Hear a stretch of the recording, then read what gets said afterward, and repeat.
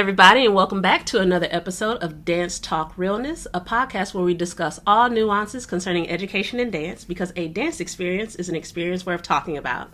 I'm your host, Truly B, and today we'll be continuing on with episode 3 of our Defining Dance Ed series with my special guest, Mya. Yes, Mya.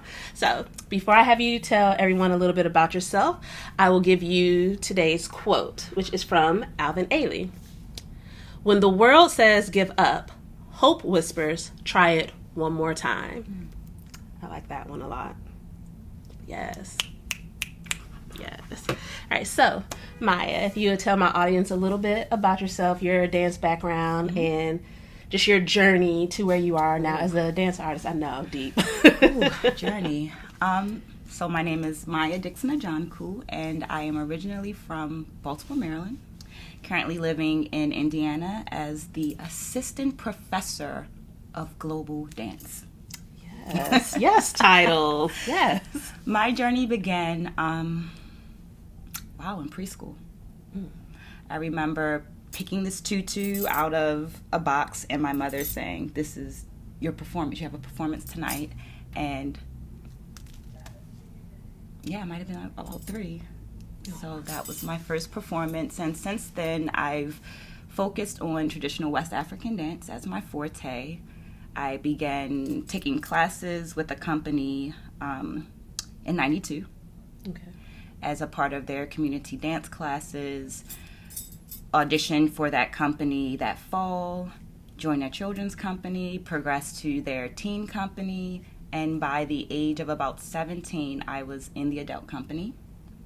I'd already toured the world studying with the national ballets in Senegal and in the Gambia. At age 13, I started teaching dance classes for the company. What else? Oh my gosh. Then I decided to be an adult. It's overrated. Right. Decided to be an adult and do the Bachelor's of Arts in dance with the K through 12 teaching certification, which was a hard decision. I am a nerd by nature, so I actually transitioned from nursing to dance, which was very sad for my family. But did that as an adult, as a wife, and as a mother of 2 at that point, and then did the MFA as a seasoned adult. Yes, and here I stand now as a professor of dance. I think that's about it. I think so. Yeah. That sounds like a good start. Like you covered a lot in that. So the big question I have for you is, how do you define dance education? It can be from your perspective as an educator, as a student coming through and being educated by other dancers, all of the components. Yeah. I would say it's all of the experiences that a dancer or dance supporter encounters in their journey to appreciating dance, and maybe stepping into the role of a professional dancer. So, thinking back, when you, earliest memories of really having full interactions with dance educators, what are some of the things that you saw that you feel really, I guess I would say, shaped how you yourself became an educator? Does it have to be just dance educators? No. Okay. I would say my mother never told me no as a child. And that instilled this idea of there's always a possibility. Just make a good plan. And I think about that in creating my lesson plans. Whatever the agenda is, whatever the objective is, how can we create a plan that goes there? Mama Kay Stansel, rest in peace, she's an elder now. She told me that if a 5-year-old asks you about metaphysics, it is your job to teach them about metaphysics. So never put your students into a box. Whatever they want to learn, you give it to them. And if you do not know that information, you either search it out or you send them to someone else. But never limit them. And Mya Ajanku told me there's always a plan. Same thing as my mother, like, create a plan. So I think those three mamas specifically shape the way that I address both dance ed, but K through 12 academic subject teaching also. Okay, I know, touching on this idea of making a plan. So last episode, I was talking with my guest Julius, and I have been notoriously known for not wanting to do lesson plans. Oh. But the thing with it was, I didn't want to do the lesson plans the way they wanted me to do them, because to me it wasn't beneficial to me, it wasn't beneficial to the students. The idea of it being a script written out, because to me that feeling of I'm putting my kids in this box, I'm assuming they're going to answer this way, and this is the only way I could respond. And so I just rebelled against the entire system of lesson planning. But I do want to go on record as saying there's nothing wrong with planning. I agree with planning. I just don't want to be told to limit myself and those I'm teaching. Yes. So it's good to hear that confirmation from someone else. But that idea, and I think it's odd because I don't think it only applies to us as dance educators. I think across the board, that idea of kind of setting those parameters of, well, you have to do it this way. This is the only way to do it. And that's not really necessarily true. Like, okay, yes, there is one correct way to do a tendu.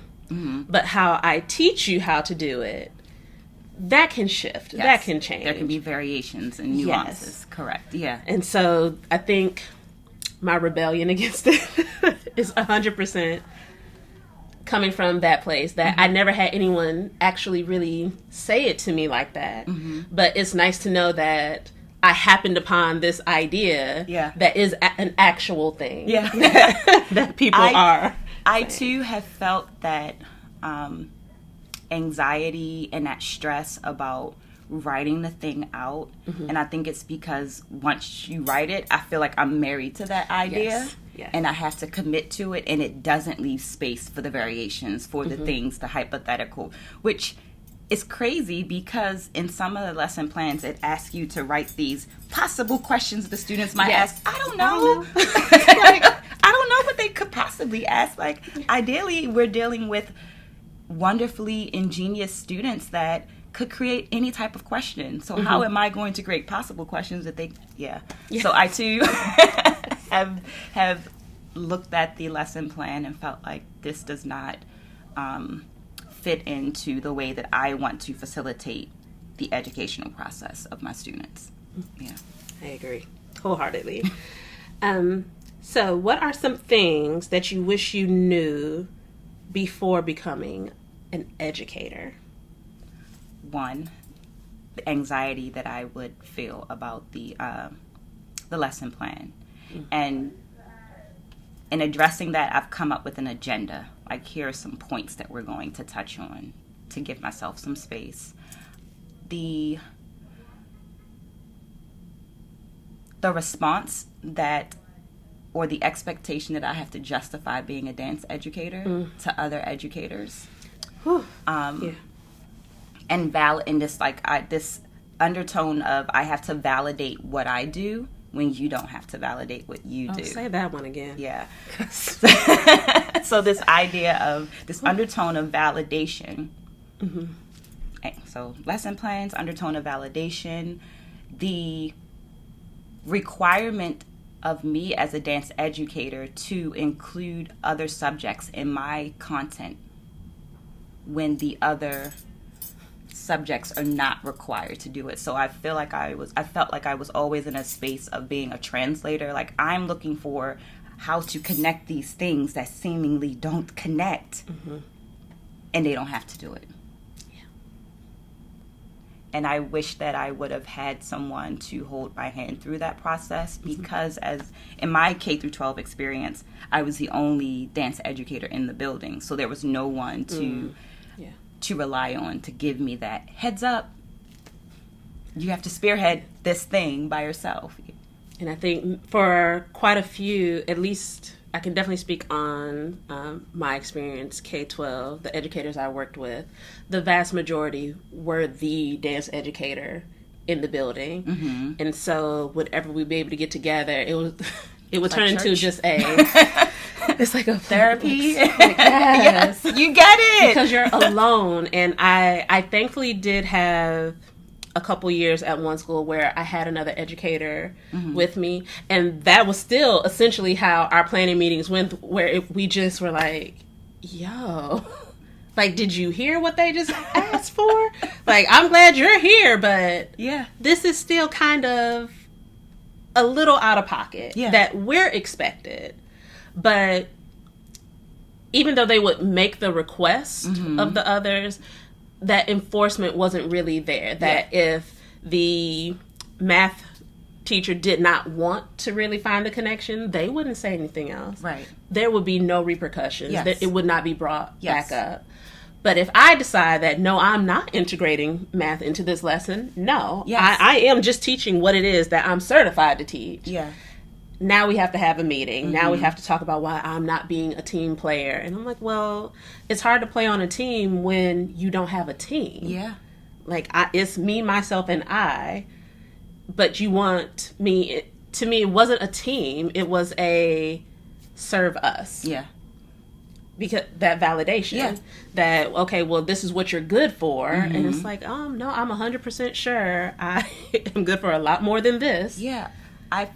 To use that analogy of the team, I felt like I had to hit a home run each and every time, you know, because when you hit that home run, everybody gets to walk, right? So I have to be on top of my game. So my lesson plan has to include all of these things, because that administrator is going to come in and they're going to look at my binder to make sure that I cross my T's and dotted my I's. But I didn't always feel like I got the recognition for that thing, you know. So yes, I did it, and behind closed doors, I would get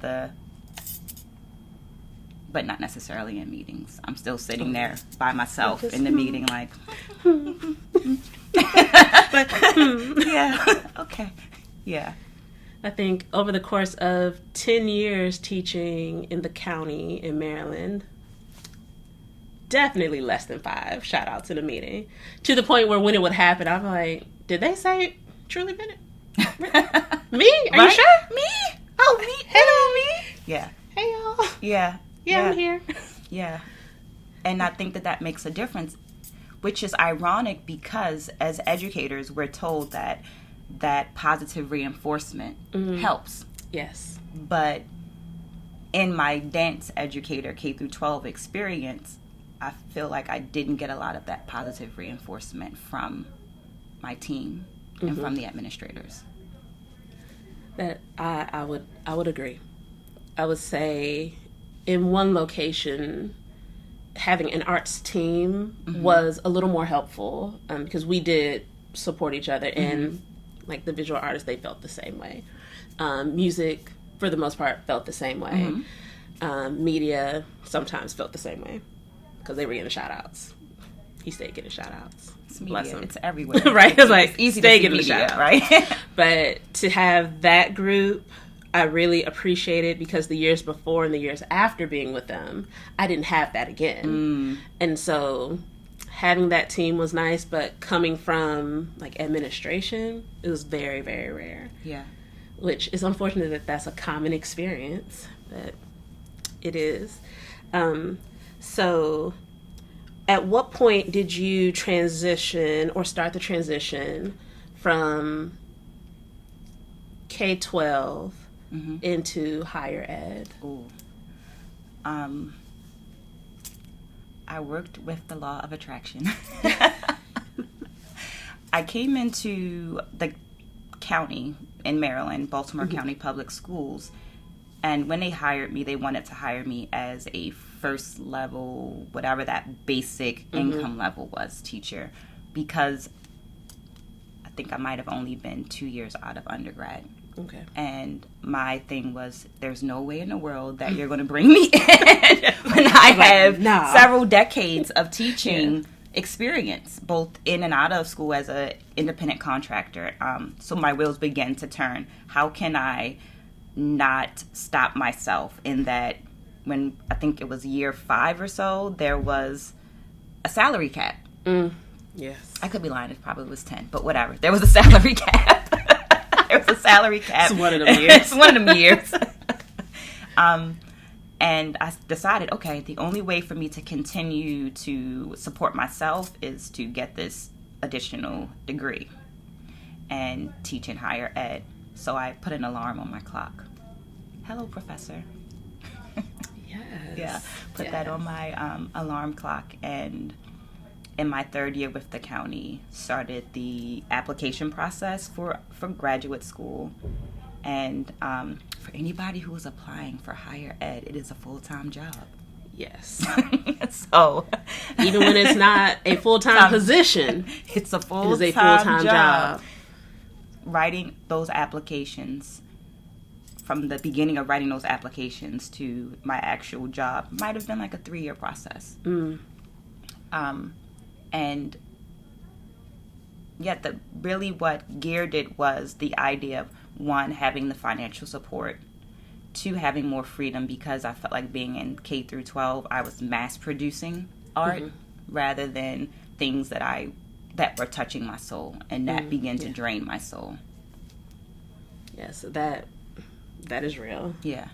I'll say I'm kind of on the flip of that not that I was really producing things that were always fulfilling me while I was in K-12, but now I'm in a position where there's no choreography being done outside of whatever they're learning to get the skills in class. Okay. There are no concerts, no showcases, there is nothing. And I'm like, y'all, this is not sufficient. Ooh. Like, I need to do, if it involves me going elsewhere to get it done, I will do so. But understand what this means for you, that if I have to cut down on something, I'm going to cut down on the thing that's not fulfilling me. Yeah. And so, bless their hearts. They want me to keep coming back. And I'm just like, okay, I'll come back. But now I kind of need to start putting some stipulations out there on that. Great job speaking up. Yeah, look, it's... I can't tell you how many years it took. And it's like, and this is still like I'm still in the infancy phase of being able to do that. Even just the idea of leaving the school system. I thought about that of that 10 years, at least 5 of them. I was like, I think I might want to go on. Yeah, I think this might be the last time I'm doing solely this K-12 thing. And a lot of people who knew me in the system, they were accustomed to the conversation. And so I think at some point they were like, all right, she just talking. Yeah. Like, she ain't really trying to leave. And so when I actually left, there were many a conversation that ensued after, like, are you for real? Yeah. Like, you just gonna go? Like, you should do one more year and make sure, they're doing, the cap is being lifted. They're giving bonuses. They're giving the raises. And I'm just like, and they can do that. That's the thing. But I'm gonna be over here. Yeah. And I will figure it out, whatever I need to do, then I'm gonna do that. But what I can't do is stay in a place where I'm feeling as though I'm not doing what I was put here to do. Like, I know at the end of the day, I'm an educator. Yeah. Every time I try to step away from it, I get pulled back. So I was like, okay, that's what I'm supposed to be doing. Yeah. But the place where I'm supposed to be doing it, I'm like, okay, guys, that for me has to shift. I don't think I ever really intended to retire from the public school system. I don't think I planned on being there 30. Yeah. At the thought. It's like 30. Wow, yeah. I'm like, that was not on my spirit. That's a commitment. And I would love to, like, still do programs and, like, set works and come visit. I will do that, but the idea of a Monday through Friday showing up at somebody's school. 180 days out the year. For folks under the age of 18 who want to act like they over 35. My soul said no. So I have a question for you in that transition. Yes, with the staff and the faculty, there are these discussions. what were your discussions like with the children, with your actual students? Did you find it hard to tell them that you were leaving? So I did not tell them I was leaving. Okay. So, okay. The clean version. So I don't have folks out here shooting me emails mad about what I said. Someone's going to be mad anyway. I don't care, for real.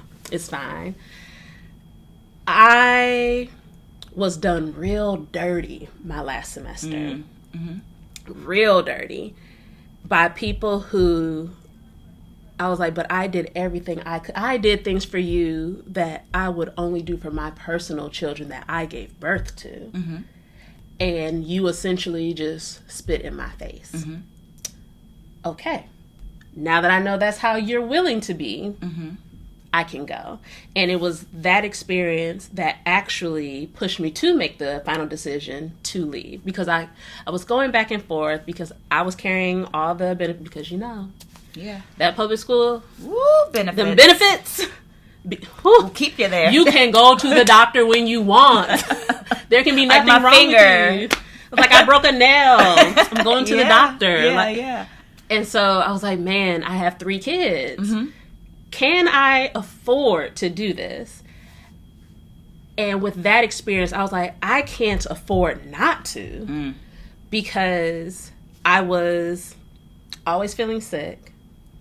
And I would go to the doctor, there's nothing they can find. All they would say is, okay, are you stressed? Yeah. You need to not be stressed. And I'm like, I don't think you understand what I do for a living. Mm-hmm. Like, you saw where my insurance is from. I teach. Yeah. I can't not be stressed. They're like, yeah, you got to figure this out. Yeah. Like, my pressure was always up. Mm-hmm. And just emotionally, I was drained. Mm-hmm. And so when I started to realize that I wasn't able to, the time I was spending with my family, able to really enjoy that and really give them what they needed from me because of how I felt over something that happened with someone else's child. Yeah. I was like, oh, no, y'all can leave. Like, I can cut you. I have no issue. And that made the decision for me. I still feel a type of way. Let me be very honest about that. I'm not angry. I was angry before. But now it's not anger. It's just it's heading more towards a thank you. Okay. That, yes, I do feel a type of way about stuff being thrown back in my face when I give you everything I have and you treat me as though it was nothing. But at the same time, had they not, I would still be in that classroom. Yeah. And I wouldn't be here right now where I'm at. So that was actually a push to get me to start speaking up and making decisions that I thought were better for myself and my family. I had to switch my perspective and thinking because my faculty relationships were non-existent. But I did feel connected to the students, and I saw the anxiety the students had about teachers leaving and the question, are you coming back? Are you coming back? Are you coming back? So I felt that I had to be the consistent person for them.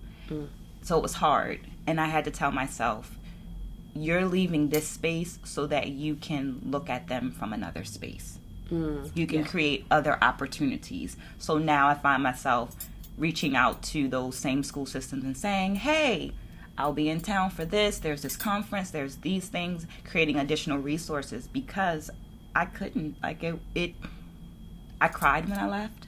The students cried. It was hard, but I felt that stress, and I actually took a $20,000. $20,000 pay decrease, leaving the county to go to a private school. But what I lost in income, I gained in health. Yes. And you can't put a price on that. And like people say that all the time, and I finally understood what they meant. And I was like, oh, this is it. Oh, because I'm like, like my husband's now carrying us, but I don't have to go as much because I don't feel that stress. And I'm like, I feel like a person. Yeah. And I will say similarly that I saw it as, instead of for the students, which because I felt away. For my colleagues, I was like, okay, but if I'm at this institution, I can now talk to you so you can tell your students, hey, check this place out. Miss Bennett, like, yeah, you can go here, see if you like it. If you don't, she can at least give you some more resources. Yeah. And so it's pretty much the same thing. I just think my drive for it was from the other way, because I was like, I ain't helping y'all no more. Forget these kids. Like, that was that whole last thing. I was like, man, forget y'all. I don't care no more. Like, I'm out. I don't want to deal with y'all. Y'all get on my doggone nerves. And there were some who, like, weren't part of the problem. For them, that's where the sadness did come in. And it was wild, because they kept asking me, like, are you coming back next year? I was like, I will be teaching in the fall.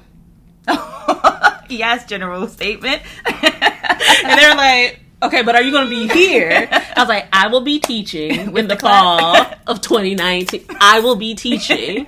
And they're like, okay. And so when they came back, so I know the teacher who has my old position. She was like, girl. It's like, they looking at me like, what happened? Where's Miss Bennett? And I'm like, tell them I moved on. I was like, now, this 5 or less who weren't an issue, let them know exactly what I'm doing. Yeah. Like, tell them I moved on to higher ed, but whenever I can, I'll make it up to the school. If I can come teach a workshop, I'll come teach a workshop. If I can set a piece, I'll set a piece. But the rest of them, like, you can tell them, if they say they miss me, you can tell them, no, you don't. Because she was a B, right? And I was like, you can say it verbatim. You can quote me as saying this. Yeah. I was like, because I don't work for the system no more. I say what I want. And I don't think she said it to them like that. But she's trying to keep her job, her good government job. I think that that's a good lesson, too. This idea of speaking up for yourself, whether you like the thing and when you don't like the thing, right? Yes. So I did try to give my students that in the last couple of years. As I was, like, planning my exit, I began to say, if you want a good teacher, then you have to be a good student. You know, that's the way the world works. So if this teacher is being nice to you and being respectful to you and you like that interaction, then you need to reciprocate, because otherwise they're going to go, and what you get you might not like. And let me tell you, that's what happened. I mean, again, I know her. She is a good teacher. But they wanted me, and I'm like, but you didn't treat me as such. And so since I am now at the point, I can't stay where I'm not wanted. Yeah. I'm not going to force you to want to be with me. So if you don't want to be with me, someone else does. Yeah. Someone else will appreciate that I know what I'm doing. And they will appreciate that I give my all when I teach. Because to me, I'm not teaching for you to be the next big name. I'm teaching you because you said you wanted to learn. Yeah.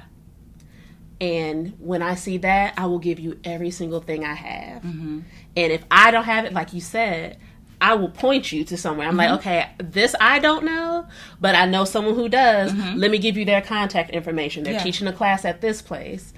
I will do everything I can to help keep dance alive. But if you got so many times to spit in my face, and I'm like, oh, all right, bye. Yeah. I'm like, I'll cut you off. I don't care. Like, I'll cut you off. It's fine. Yeah. And I do feel bad for those who are like collateral damage. I feel bad for them.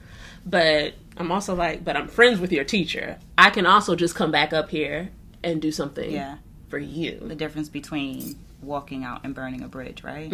Yeah. Because some of them cool, they caught the whole bridge on fire. Ooh, the whole thing. I was like, y'all just gonna burn it down? Like, all right. I was like, because the only reason I'm willing to go up there is because I know the teacher. Because otherwise, I'm like, I have no reason to help. Yeah. Like, I know students at other schools. I'm still friends with those teachers also. Yeah. And those kids enjoyed having me come out whenever I would, even if I was just coming to give feedback, even if I was just helping one of the teachers with an audition. Yeah. They loved it. And I'm like, I can easily just, because I'm still doing what I want. Yeah. And I'm helping to grow the field. So I'm okay taking one school off the list. That's one less place I gotta go. It's all right. Fine. But y'all burnt the whole bridge down. It was crazy. I was like, I hope y'all can get recommendations from others because I ain't writing it. You better hope don't nobody ever contact me too, because I have a list of names. If they contact me, I'm like, I cannot in good faith for these reasons. Yeah, I have a list. I've learned over. I did 7 years doing high school. Mm-hmm. I learned real quick about writing recommendations. Yeah. I'm like, man, if I gotta put my name on you, you can't show out. Like you, I'll put all your business in the street. And I was like, and not to mess you up, but because if I send you somewhere and you cut up, they will never trust me again. Yeah. So all the people after you can't go. Right. I was like, so I can't. I will put your business in the street and be like, yes, they are an excellent technician, but they are lazy. They have a tendency to not go to class. They have an attitude. They don't take correction well. But if you can get past all of that, great technician, they can maybe work it out for you. And I've had some on the flip who I'm like, okay, not a great technician, but they are always on time. They're always asking questions. They have the drive. So if you're willing to work with them through that, I think they'll be a great addition. Yeah. And so I've written both, and usually the ones who I wrote it that the technique, not as much there, have done extremely well. Because I'm like, it is that hunger, like they want it. Yeah. And I'm like, if you give them a chance, they'll work for you. Like they'll get it done. But in fairness, I need you to know they just started dancing like this year. So I'm sorry. I did what I could in a year. But the baby ain't never danced. So you just got to just help them through.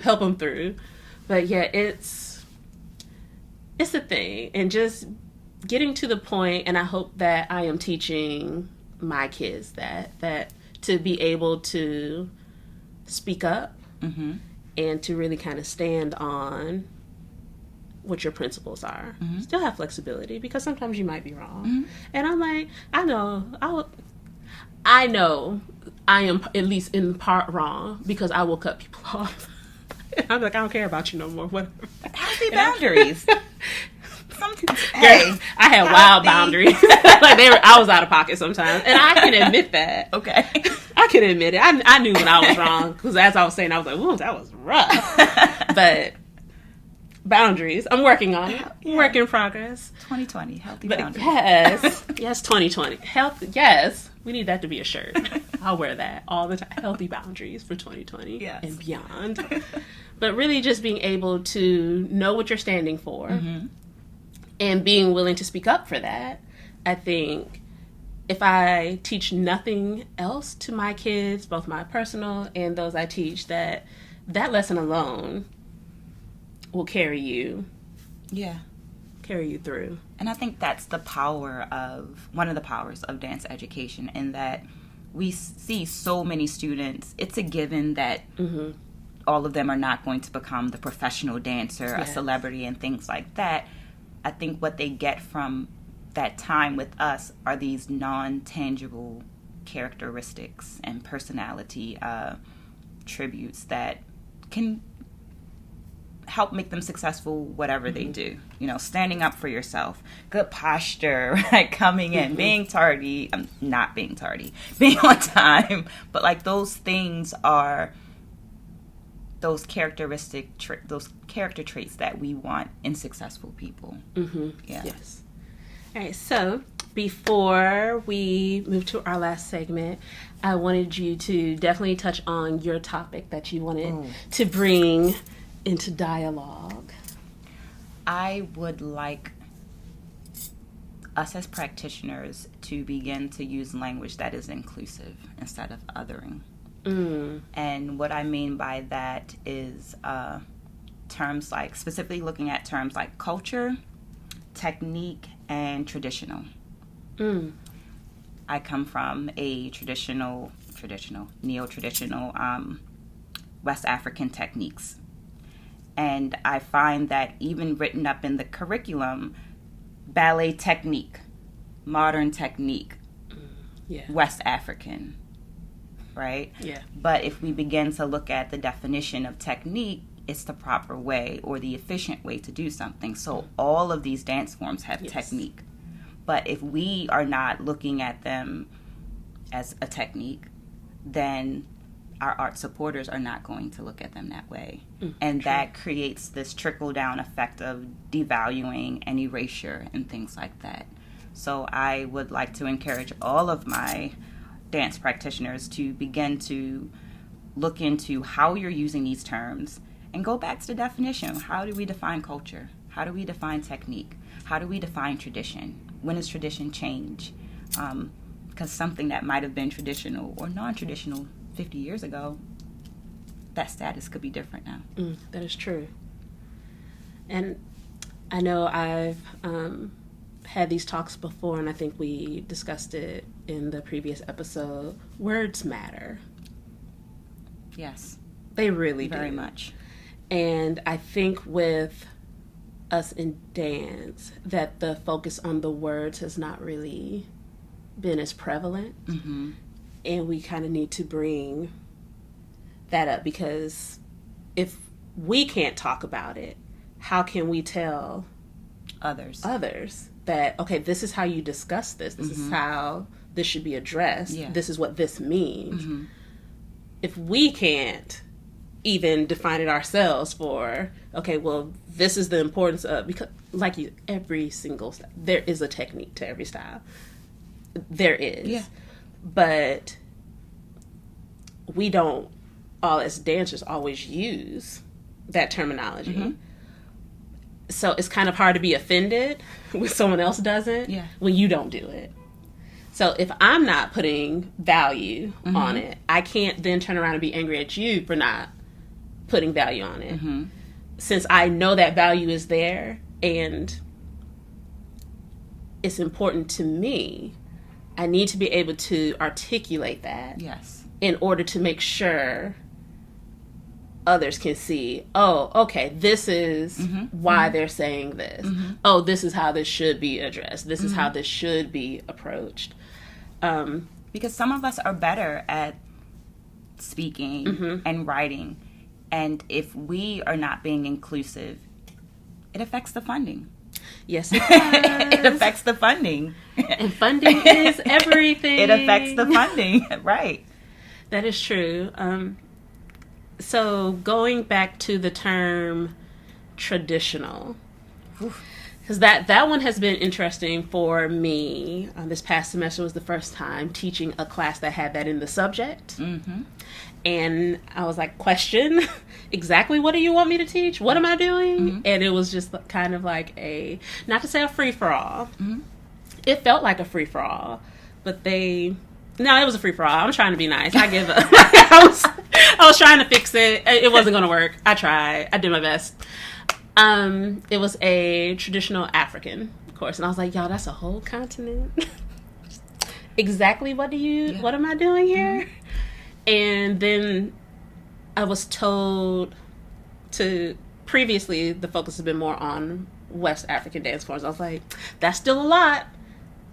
You want to narrow that just a little bit more for me? And I didn't get anything else. And I was like, okay, well, since you said African and it's a whole continent, I'm just going to hop around the entirety of this continent because I'm going to at least try to stick to what your title said. Yes. Because if you were saying, okay, well, we're going to focus specifically on Senegal, then that gives me a point, a better place of orientation. Like, all right, so we're just focusing here as opposed to here. And so I was like, first of all, I'm like, I have no business teaching this class. I was like, y'all, I have friends who this is what they do. This, I was like, it's on my resume. Like, I don't do this. And that's the gross generalizations that happen, right? So at a university, students are given this many years, this many semesters of ballet, of modern, of whatever, and then they're given one semester. Yeah. Right? And sometimes it's not even the entire semester. It might be just 8 weeks. And then you want a performance. Well, let's question this, because if you're going to say it takes 10 years to build ballet technique or 10 years to build a dancer, then why is this student supposed to be able to get on stage and execute this technique after only a few weeks. Going back to how are you acknowledging that it's a technique that they're learning? Because if you were, then maybe you wouldn't have given that ugly, very, very ugly suggestion. That is the kindest way to put that. Yeah. Because it's beyond raggedy to me. I was just like, and that assumption of, well, you're the black teacher, so you can do this. And it's like, well, first of all, no. No, I can't. Second off, no. No. Like, why would you assume? Because I've already been asked, can I do a hip hop lesson? I'm like, there's a technique to that, guys. Again, if you refer back to the resume I sent you, that's not what I've studied. Or what about students? As you're talking to them, and this is why I say, as practitioners, we need to examine our own language. You ask the student, well, what kind of dance experience do you have? I do everything. That is not true. That is not the case. That's not true. Like, no, there's you don't. no.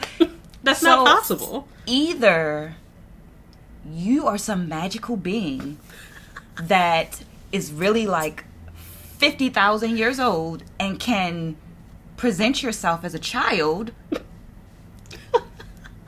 or there's this void that's creating ignorance in your language, Yes. I think it's the latter. Hey, I mean, somebody's out here being a magical being. Somebody is a magical being, hey. Maybe someone out there, they legit can do everything, but everyone else, I'm like, that's not even a possibility. I'm like, even if I've only done this one form, it's still not possible for me to have done every single thing that's a part of it. Like, that's not how any of this works. That's not good math. And I'm not good at math, but that's not good math. That's either. not good math. Like, it's not adding up for me. But yeah, just that really being clear on how we're defining. Yes. And then being able to, I heard this from someone else, to translate it into the language that the other people are speaking. So when we're dealing with our higher ups, our admin, department chairs, whoever, that if they don't have a dance background, and a lot of them don't, nor do they have any interest in developing any type of knowledge base, how do we, first, after defining, how do we now say it in a way that they understand? And I hesitate to say to help them find value in it, because I don't like that idea of someone else validating us. The external validation. Because I'm like, I don't really care for their validation. But if you're the person controlling the money and what I can and can't do, I do need you to have an understanding. Yes. And I need to be able to say it in such a way that you're like, oh, this is what you're trying to do. Yes. Oh, okay, I get, it's like this. Oh, okay. Here, let's see what we can do. Let's see what we can figure out. So, and I think that's something I've always struggled with, because to me, it always felt like I was trying to get validation, and so I just wouldn't do it. Because I'm like, well, no, I don't care. And that was usually read as me rebelling. Usually I was rebelling, in full disclosure. But I was rebelling from a place of, I don't want your validation. I just want you to let me do what I know needs to happen. If that's me being able to get extra training, if that's me bringing someone in who has specialized, I just need you to understand the importance so you can help me get it done. I don't care if you value what I do at this point, because I value it. My students value it. My colleagues value it. I'm good. But I do need you to understand, so you know when I'm asking for these additional funds or I'm asking for permission to be out, you get why I'm asking for it. Yeah. So, before we wrap up, I have my ultimate dance trio question for you. Okay. So, your goal is to keep it to 3. Okay. It should be hard. Julius did not follow instructions. I'm still going to fuss at him for that. Okay, so if you could study with 3 people you see as dance greats, who would you choose and why? Oh my gosh. I know. 3 people. Only 3.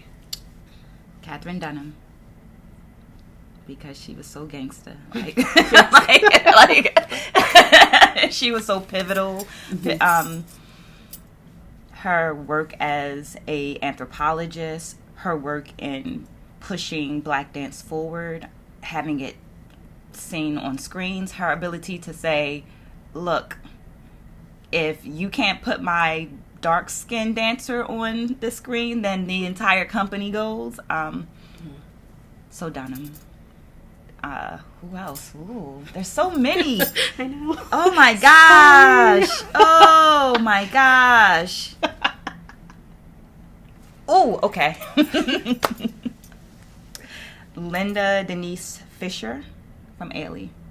She is my ultimate dance crush. Like, whenever I'm walking behind her, I have to put my hands in my back pockets. I do. So I don't touch her. Just like walk behind her. Maybe you shouldn't run up on people. That's fair. Her ability to exude. And just in performances, but photography is a craft, is a wonderful skill, but you can see it in the image too. So like, what did it take? Like, what kind of cachet and essence did you put out that you can still see it in this picture? So Dunham, Linda Denise. Who was my last one? Oh, I don't know. There's so many. I know. All right, I got this. I can do this. I don't know. I would spend more time with Baba Chuck Davis, honestly. Just his ability to get information, to receive information from people, was amazing. So I would spend more time studying with him. I think that's a solid trio. You did good. Even though, like, there's so many, I know there's so many more. Yeah. And trying to narrow it down to 3 is insanely ridiculous. Yeah. But that's a good thing, though. Now my wheels are turning, like, how can I set a plan up for myself? Yeah, no, we got to make this Linda Denise situation happen for you. Oh, my gosh. So you don't have to keep your hands in your pockets when you are near. Every time. So that way you can just roll up on her and it'll be okay. No. It'll be fine. I've seen her like 15 times and I'm still like... You're still like, nope, not today. Today's not the day. Today's not the day. Right. Like, I'm going to trip over a rock or something and like spill Kool-Aid on myself. Like, where'd the Kool-Aid will come from? Who even knows? Like, who had Kool-Aid? Right. It's fine. Yeah. All right, so before I sign off, do you have any places across social media where you would like people to follow? Ooh, I do. I'm on Instagram, MyaD.A. And that's the best place to find me. All right, so please check her out. As you've heard, she's amazing, and I'm always really grateful to know you. I feel famous just being able to sit next to you. You're like one of my versions of Linda Denise. So just so you're clear. Travel around the world. Oh, I'm in Mexico right now. Girl, it's for school. It's not the same. It's not the same. All right, well, thank you guys for joining us again for another episode of Dance Talk Realness. Be sure to follow us across social media at Dance Talk Realness on Instagram, Facebook, YouTube, Apple, iTunes, all the things. Follow us. And be sure to like, review, and subscribe so we can keep bringing you brand new content. See you next week. Bye.